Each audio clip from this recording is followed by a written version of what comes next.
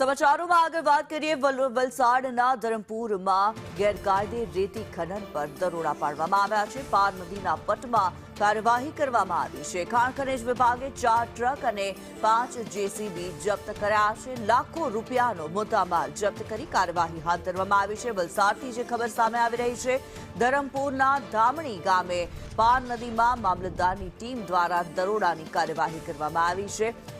જાવેદ અમારી સાથે જોડાયેલા છે। જાવેદ, આપની પાસેથી જાણવા માંગીશું, જે પ્રમાણે મામલતદારની ટીમ દ્વારા દરોડા પાડવામાં આવ્યા છે, રેતી ખનન પર આ દરોડા પાડવામાં આવ્યા છે, શું માહિતી?